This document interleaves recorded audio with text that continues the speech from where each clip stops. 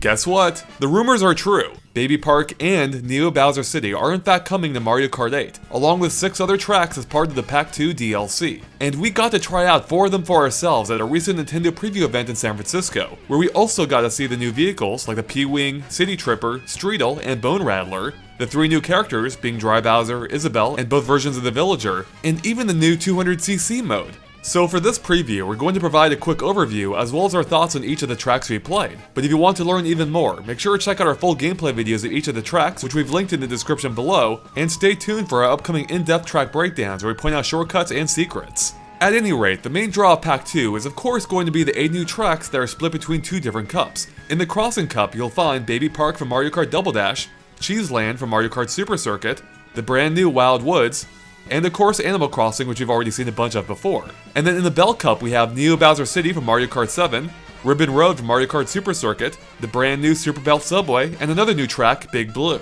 And let me tell you right now, of the 4 courses I played, I had a blast on each of them. Take Super Belt Subway for example, where I found myself weaving between, and sometimes into, moving subway trains, while winding through the multi-level tunnels of the Mushroom Kingdom subway system. It's a unique setting for a Mario Kart track, and is made all the more memorable by how many split paths there are. Hell, you can even land on top of the trains for a shortcut. Next up, we have the brand new Wild Woods, a track that actually begins at anti-gravity for the first time, which has you racing up, down, and even through a forest of giant trees. And you won't just be driving, as you'll even take to the air at one point as you glide through a treehouse village. And it's a gorgeous looking track. Do you see the sunbeams coming in through the canopy there? Although the track did seem to be a bit on the easier side compared to the others. But the next track I tried really stepped it up a notch difficulty wise, being Big Blue from the F-Zero series. Now this is the only single lap track of all the DLCs so far, meaning that the track itself is quite long compared to the others. And with it being based on F-Zero, it's exactly as twisted and windy as you'd expect it to be.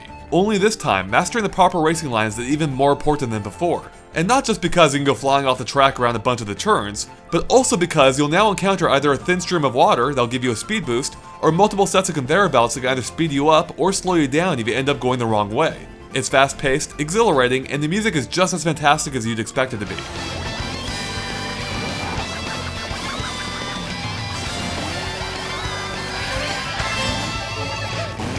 Now the final track I played is one that returns from Mario Kart Super Circuit, being Ribbon Road. But it's barely recognizable, because in the original game, although you were still racing on a ribbon, it was otherwise set in some nondescript, ambiguous location. But this time, the track's been brilliantly updated to take place in a children's toy room, with all kinds of Mario toys and other neat references scattered all over the place.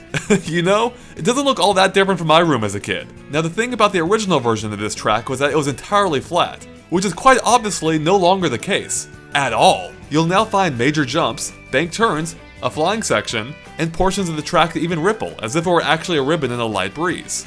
Hell, much of the track is even raised off the ground, meaning you can now drive off it entirely. And that's not even to mention all the toy-based hazards scattered all over the track. Ribbon Road is essentially an entirely original creation in everything but name alone, and it's pretty awesome. Now this track was also our first chance at trying out the faster and harder 200cc difficulty, which is something you'll be able to take advantage of on every track in the game. And let me be the first to tell you, it's kind of nuts. This is the fastest Mario Kart has ever been. I mean, if you watch our full gameplay video of this track, you'll see me flying off the curves left and right. That is until I finally learned to start using the brake on the 3rd lap, which seems to be essential.